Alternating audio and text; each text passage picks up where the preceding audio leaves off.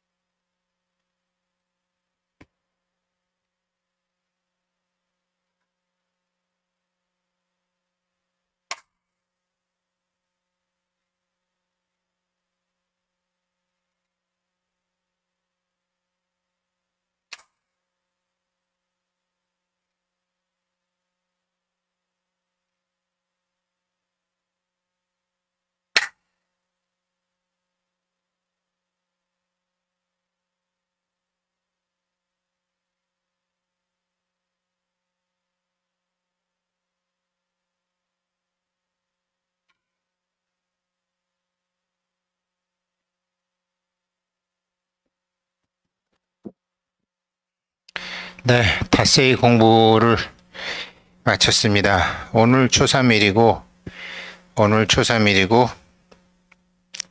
문창제군이죠. 문창제군이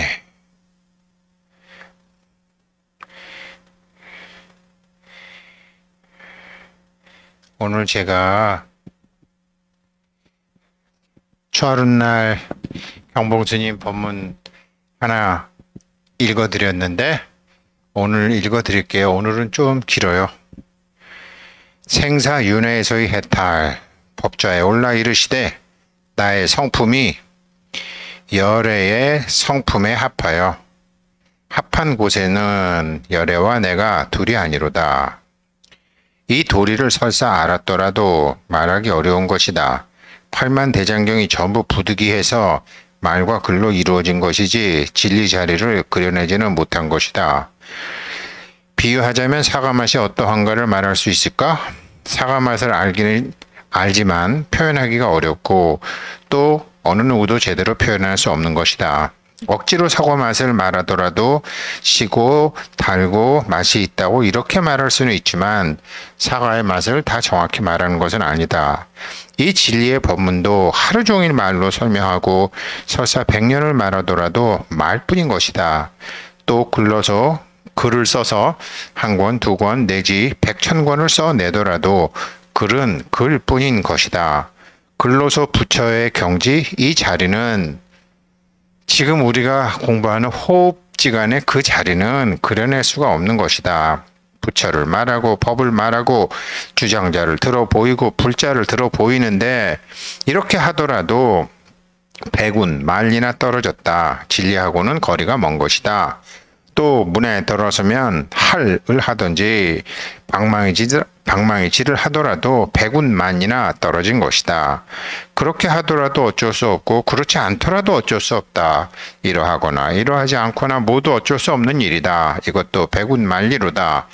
그리고 오늘 이러한 도리를 이렇게도 말하고 저렇게도 말하였지만 이 또한 백운만리로다. 허허. 확연히 위음왕불 전 소식을 뚫어내면 장구한 천지에 바다가 또한 깊도다. 예전에 항주 낙양사에 원택법사라는 고승이 계셨다. 언젠가 이원거사와 함께 아미산으로 구경을 떠났다. 형주 남포 땅에 이르렀는데 갑자기 원택법사가 이원거사에게 말하기를 내가 이쪽으로 오지 않으려고 하였는데 자네가 자꾸 가자고 해서 오긴 왔지만 인연이 아주 고약하게 된다. 저 개울가에 빨래하는 여자가 잉태를 해서 벌써 10달이 넘었는데 내가 그 태에 들어가야 저 아이가 나올 수 있는 그런 인연을 만났다. 그렇게 되어 나는 오늘 여기서 이 몸을 버리니 자네가 화장을 해서 치워주고 가게. 아미산 구경을 스님과 함께 동행하여 왔다가 그런 말을 들으니 참 이원거사는 기가 막힐 일이다. 사람이 수태를 하자면 제8식 아레아식이 들어가서 아이가 되는데 아이가 태중에서 10달이 넘었는데도 못 나오는, 다시 말하면 원택법사에 제8식이 들어가야 나오게 되는 그런 기막힌 일을 당하고 만 것이다 해서 이원거사에게 부탁하기를, 나는 이 몸을 버리니 뒷수습을 잘 해서 화장을 마치고 사흘이 지난 뒤 저 여자 집으로 오게. 자네가 오면 내가 태어난 지 사흘째가 되는데 내가 죽어서 그 집에 태어났다는 것을 표시하려 하여도 아직 3일째니 육식이 발달하지 않아서 말도 못할 것이다. 나를 안으면 자네를 보고 유난히 빵긋 웃을 테니 원태기의 죽은 영혼이 자네를 알아보고 웃는 줄 알게. 그리고 지금으로부터 12년이 지나는 그해 8월 14일 날 어디서 만나는 거 하니 천축사 가롱 정반에서 또 만나세 하고는 가만히 앉아서 마치 매미가 허물 벗듯이 벗고 사르르 가버렸다. 이원대사가 원택법사의 유언대로 화장을 해서 초상을 치르고 사흘이 지난 뒤 개울가에서 빨래하던 여인의 집에 찾아가니 원택법사의 말대로 출산한 지 사흘이 지났다고 한다. 어린애 좀 보여달라고 하자 해서 아이를 안고 바라보니 아이가 죽을 때 남긴 말처럼 빵긋 웃는다. 그래서 고개를 끄덕하고는 내가 왔다, 응 내가 왔어 할 뿐이었다. 그 후 12년이 지난 뒤 8월 14일 날 천축 가롱 정반으로 찾아갔다. 그 당시 천축 인도에요. 상천축, 중천축, 하천축으로 3천축이 있었는데 가롱 정반은 하천축사에 있었다. 그곳을 찾아가니 그때 그 아이가 벌써 12년 동안이나 커서 소를 타고 솥불을 두들기며 노래를 하면서 지나간다. 원택법사가 목동으로 다시 태어나서 소를 타고 솥불을 두드리며 시조를 읊조리며 지나가는데 정말 감회가 무량한 시였다. 삼생 도리의 옛 넋이여 달을 완상하고 바람에 읊조리며 이외에 무엇을 말할 것인가. 수줍도다 정든이여 먼 데서 왔구려. 이 몸이 비록 다르지만 원태기의 성품인 줄은 그대는 아는가. 이 몸의 앞이나 뒤의 일이 바쁘고 바쁜데 지나간 인연들을 자네에게 말하고자 하니 창자를 끊는구나. 오나라 월나라 강산은 두루 밟았고 이제 여는 어린 노를 돌려 전당호수로 저어갈까 하네.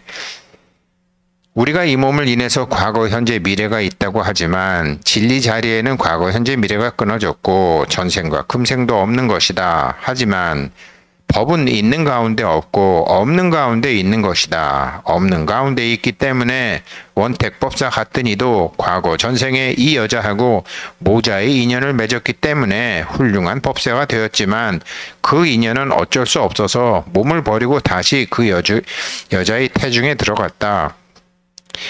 이원 거사는 무엇이 어떻게 된 영문인지 모르고 정신이 어리둥절하여 원택법사가 시키는 대로 하였고 그 후 12년이란 세월을 보내고 난 후 언약대로 천축사 가롱 정반으로 찾아가니 솥불을 두드리며 전당호로 지나가는 것이 아닌가. 범부 중생 같았으면 지나간 일도 말하고 현재 일도 말하고 이런 일 저런 일의 감회가 참으로 많았을 텐데 도인의 경지는 사람의 인정에 초연하였기에 다만 달을 감상하고 바람에 읊조리는 여기서 모든 할 말과 뜻을 함재시켜 끝내므로써 자기의 경지만 말하고 간 것이다. 그런데 이원 거사는 원택 법사의 이 경지에 도달하지 못하였으므로 노래 부르는 소리만 들었을 뿐 그 말이 무슨 뜻인지 몰랐다. 후래 사람들도 상월 음풍이란 말의 뜻을 음미할 줄 알아야 하는데 수행을 하지 않으면 도저히 그 경지에 도달하기 어려우니 여기서 의문되는 점이 있어서 부지런히 수행을 하면 결국에는 이 상월 음풍에 무릎을 한번 치고 웃을 때가 있을 것이다. 허허. 복은 마음에서 구해야 한다. 조선시대 말기에 정원용이라는 글만 읽던 청빈한 선비가 있었다. 그때는 글을 읽어 과거를 보아 합격해야 벼슬을 살아 녹을 타먹게 되니 자꾸 글만 읽었다. 글만 읽고 있으니 장사도 하지 않고 농사도 짓지 않고 일체 경영하는 일은 하나도 없어서 재산 좀 물려받았던 거 다 없어지고 나중에는 팔아먹을 것도 모두 팔아먹고 나니 끼니를 이을 수 없을 정도로 궁색하게 되었다. 하루는 사랑방에 앉아있다가 어찌나 배가 고프던지 부인이 있는 내실의 문을 열고 들어가니 자기 처가 무엇을 먹다가 무릎 밑에 황급히 감춘다. 부부가 아닌데 아무리 자기가 배가 고프더라도 배 고프기는 마찬가지인데 밥 한 톨이라도 갈라 먹어야 될 처지에 자기가 들어가니 무엇을 먹다가 황급히 무릎 밑으로 확 넣는다. 원 세상에 이럴 수가 있나 하고 잔뜩 수가 틀려서 나오다가 앞마당에서 돌아서서 다시 들어가 처에게 여보, 우리가 부부지간에 밥 한 톨이라도 서로 갈라 먹어야 할 형편인데 무얼 먹다가 다리 밑에 감추니 사람이 어찌 그럴 수가 있어 하고 나무라니 한참 자기 남편 정원영을 물끄러미 쳐다보던 부인이 당신이 나에게 무얼 먹으라고 주었소? 아무것도 주지 않고 무얼 먹는다고 그리 야단이요 야단은.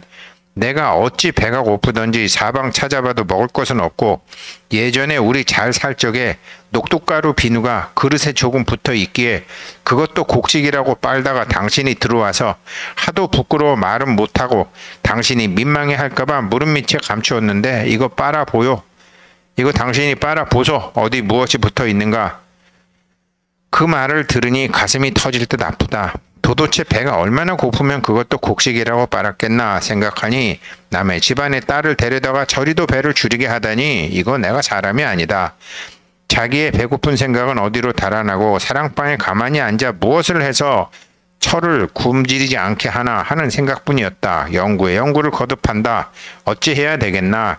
하지만 아무리 곰곰이 생각하고 생각해봐도 쓸데없는 일이었다. 가위, 백모가 가관이었다. 농토가 있으니 농토를 짓겠나, 돈이 있으니 장사를 하겠나. 아무리 생각을 해봐도 신통한 생각이 떠오르지 않는다. 곰곰이 생각해 보다가 마지막에 가서는 당장 어찌할 도리가 없고 별 수 없이 도둑질을 하기로 작정하였다. 그러나 막상 도둑질을 하려고 하니 안 배운 도둑질을 어떻게 할 수도 없고 담장을 높이 쌓은 집에는 올라갈 수도 없고 울타리도 담도 없는 집에는 오늘 밤에 도둑질을 하러 간다고 울타리도 담도 없는 집으로 오늘 밤에 도둑질을 하러 가야겠다고 마음을 먹었다. 그날 밤 사방이 어두워지자 동네로 돌아다녀 봐도 전부 담장이 높이 들려 있는데 어찌 해볼 수가 없는데 마침 한 집에 가보니 울도 담도 없는데 뒷마루에 자루에 무엇이 담겨 있는데 손으로 만져보니 나락이 두어 말쯤 되어 보였다.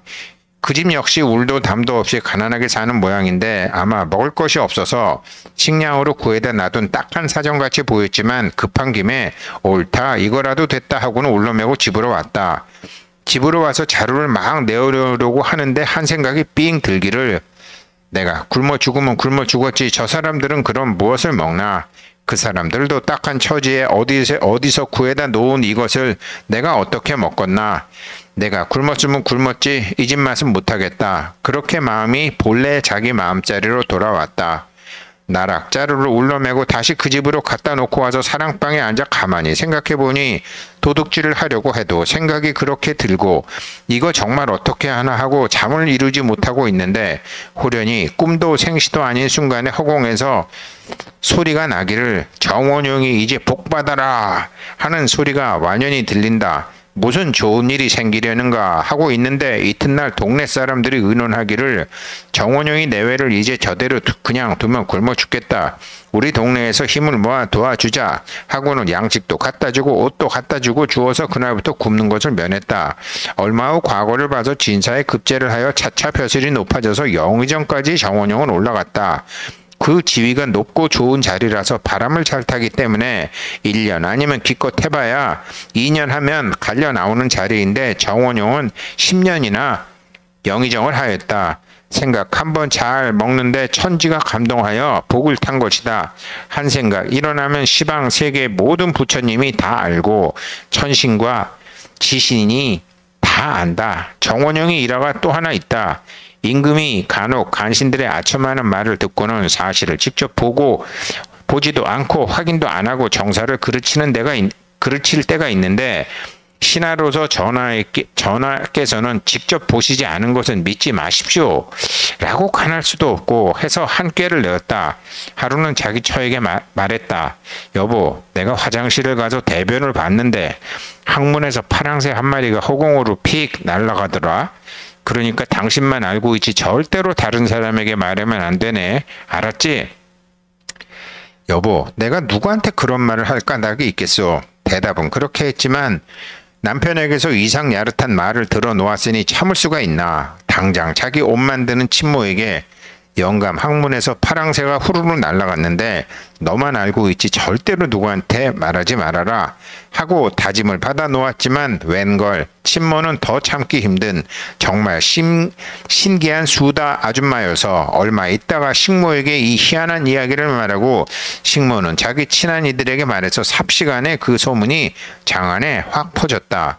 정원영 대감 항문에서 파랑새가 날아갔단다 하는 소문이 여기저기로 퍼져나가고 그 말이 궁녀들의 귀에 들어가서 궁녀들은 왕비한테 전하고 왕비는 또 임금에게 전했다. 임금이 듣고 생각하니 참 이상한 일이었다. 항문에서 파랑새가 날아가다니. 조회가 끝나고 다른 신하들은 다 보내고 정원영 대감만 남아있도록 해서 내 듣자 하니 경의 항문에서 파랑새가 날아갔다고 하는데 그게 사실인가?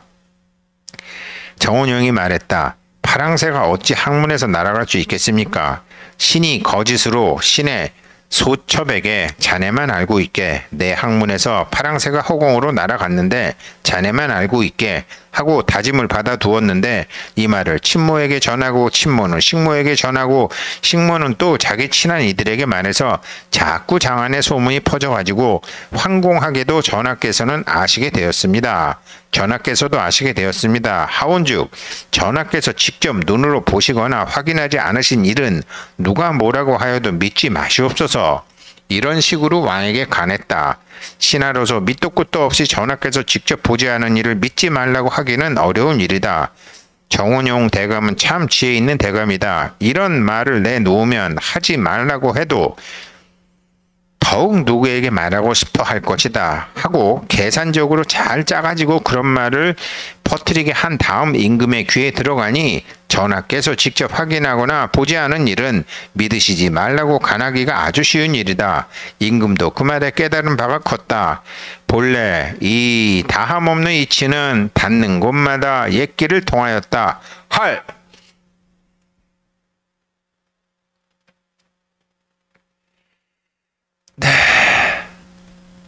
오늘 공부 시작하겠습니다.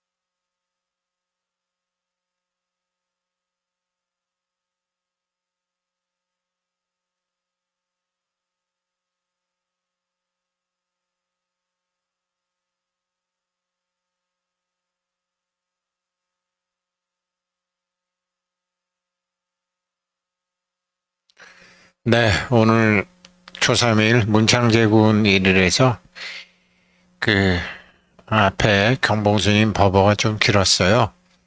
그래서 영상은 여기서 마치도록 하고 행선은 제가 하도록 하겠습니다.